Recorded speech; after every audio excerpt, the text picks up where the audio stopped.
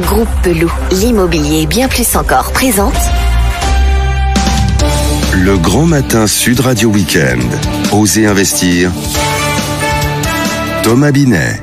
Et sur Sud Radio, c'est l'heure de retrouver Osez Investir, votre rendez-vous hebdomadaire sur l'investissement réussi, achat, vente, conseil, innovation, tout pour vous accompagner dans vos choix de placement avec vous. Thomas Binet, bonjour. Bonjour Laurence. Alors, au sommaire de ce 12e numéro déjà. Le tour du propriétaire, les informations prioritaires de la semaine. Et pour le professionnel de la semaine, nous recevons ce matin Valérie Batigne. Oui Laurence, pour le 12e numéro d'Osez Investir, nous recevons Valérie Batigne, fondatrice et présidente de Sapiendo Retraite. Elle est sur le plateau d'Osez Investir pour nous parler retraite et dispositifs au moment même où les mouvements de protestation sur la réforme de la retraite s'installent en France. Et autre rendez-vous, Thomas, bien sûr, le coin de l'expert. Cette semaine, notre consultant expert en logement est Bernard Cadot. Et le dernier sujet sera la clé de la semaine. Nous allons parler d'un service qui vous propose de trouver le bon architecte pour vos projets, et c'est dans un instant.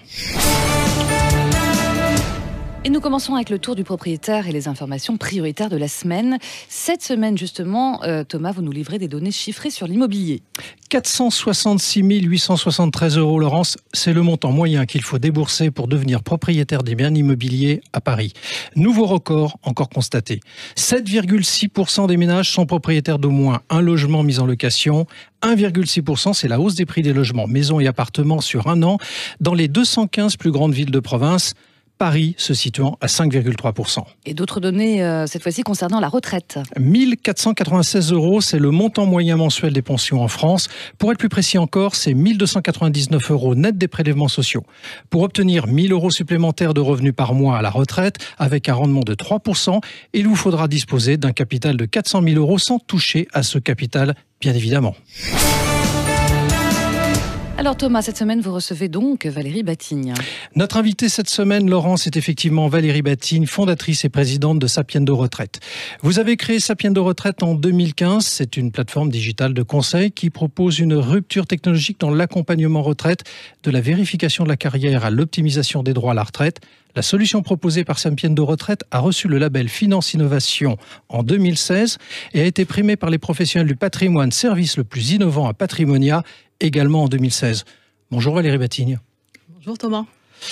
Valérie Batigne, au moment même où la France s'interroge sur la réforme des retraites, selon un sondage de l'Institut Odoxa Densu Consulting du 28 novembre dernier, 2 tiers des Français jugent le mouvement contre la réforme des retraites justifié. Alors avant de parler en détail de cette réforme avec vous, Valérie Batigne, pouvez-vous nous rafraîchir la mémoire en nous expliquant de quoi et comment est composée la retraite actuelle ? Alors, c'est un grand sujet. Donc, les revenus que perçoivent les Français à la retraite sont de 2 ordres. La première catégorie, et de loin la plus importante et souvent l'unique, c'est la pension de retraite par répartition, c'est-à-dire celle qui est issue des cotisations qui ont été payées tout au long de la carrière sur les rémunérations, qui permet d'acquérir des droits et qui sont mis en paiement au moment de la retraite. C'est celle-là même qui fait l'objet d'une grande réforme et d'un mouvement de contestation. Mais ce n'est pas forcément la seule source de revenus. Il peut y avoir aussi des revenus d'épargne, qui sont le fruit de l'épargne constituée tout au long de la vie, épargne financière, épargne immobilière, et dont on peut bénéficier une fois à la retraite pour compléter la première catégorie, qui est parfois insuffisante pour assurer le même niveau de vie. Alors, pour rentrer un petit peu plus dans le sujet, à quel âge peut-on partir à la retraite ? Est-ce d'ailleurs qu'une question d'âge, pas seulement aussi une question de trimestre ? Quels sont les paramètres qu'il faut prendre en considération ? Exactement. Donc aujourd'hui, c'est à la fois une question d'âge et à la fois une question de trimestre. Donc en fait, il y a donc 2 âges. Il y a l'âge légal, c'est-à-dire l'âge à partir duquel on a le droit de partir. Cet âge-là est de 62 ans. Et il y a une deuxième notion qui est l'âge du taux plein, c'est-à-dire à partir de quel âge on peut partir sans pénalité, c'est-à-dire en bénéficiant de tous ses droits sans pénalité, sans décote. Donc cet âge-là est obtenu à partir de 62 ans, une fois qu'on a tous ces trimestres. Le nombre de trimestres varie en fonction de sa date de naissance. Aujourd'hui, c'est 43 ans, transcrit en année pour les générations nées à partir de 1972. Voilà. Est-ce que la future réforme, si elle entre en vigueur, va transformer l'âge du départ à la retraite ? Oui, parce que dans la nouvelle réforme, il n'y a plus du tout de notion de trimestre. Cette notion disparaît. Donc l'âge du taux plein est une nouvelle notion et c'est juste un âge. C'est ce qu'on appelle l'âge pivot. Cet âge, il est fixé à 64 ans pour le moment. Il pourra évoluer, mais dans le projet actuel, c'est 64 ans. Donc dans le projet actuel, on peut toujours partir à partir de 62 ans. Ça reste le même âge, c'est l'âge légal. Par contre, l'âge à partir duquel on peut partir sans décote, c'est 64 ans. Et ce ne sera donc plus l'âge à partir duquel on a tous ces trimestres, puisque la notion de trimestre va disparaître. Voilà. Le régime universel va tendre vers un régime à points dans la future réforme, encore une fois si elle rentre en vigueur. En quoi cela consiste concrètement ? Alors, le régime à points est d'ores et déjà connu, puisque c'est un régime très utilisé. Le plus utilisé, c'est le régime complémentaire des salariés, du public, du privé. Donc, c'est quoi un régime à points ? C'est chaque année, quand on perçoit une rémunération, nécessairement, on paie des cotisations. Et ces cotisations donnent droit à un certain nombre de points. Donc, plus on cotise, plus on a des points. À la fin de la carrière, tous ces points acquis au fil des ans sont additionnés et ils sont convertis en euros à percevoir tous les ans, tout au long de la retraite. Voilà, c'est ça un régime à points. Alors, Valérie Batigne, on parle beaucoup aussi des régimes de retraite spéciaux. On en compte 42 régimes de retraite, dont une vingtaine de régimes spéciaux. Ces derniers focalisent donc l'attention, comme je commençais à vous le dire. Pour quelles raisons ces régimes spéciaux ne souhaitent pas ce nouveau système de retraite pour vous ? Parce que ces régimes spéciaux ne sont pas des régimes à points, justement. Oui. Et ils ont un système de calcul qui est bien souvent plus avantageux, puisqu'ils sont basés, le montant de la retraite est basé sur le revenu des 6 derniers mois.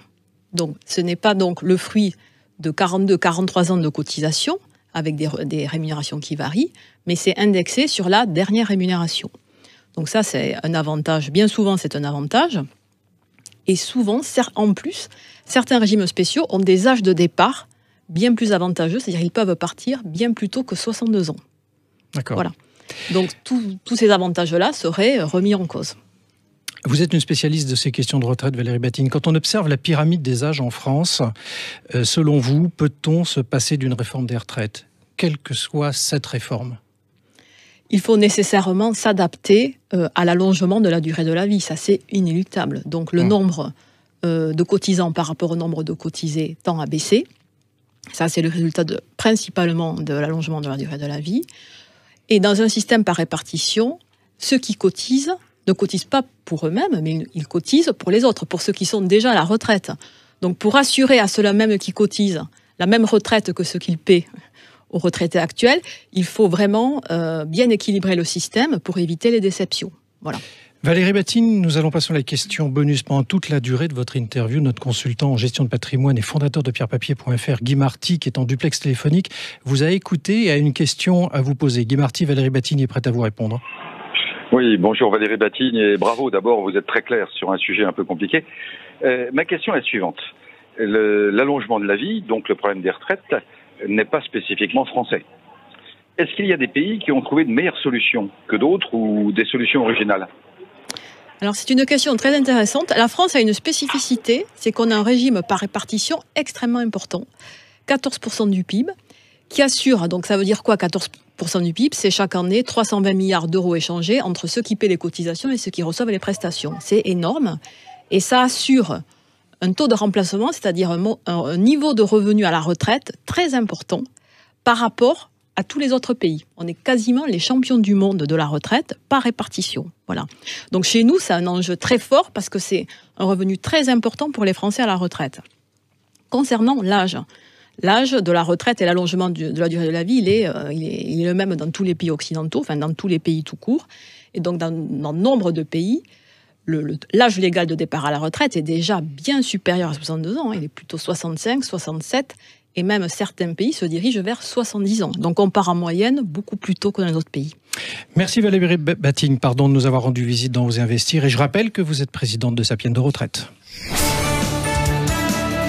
Et maintenant, le coin d'expert cette semaine, c'est Bernard Cadot, notre consultant en immobilier, qui est avec nous ce matin, et avec vous, Thomas.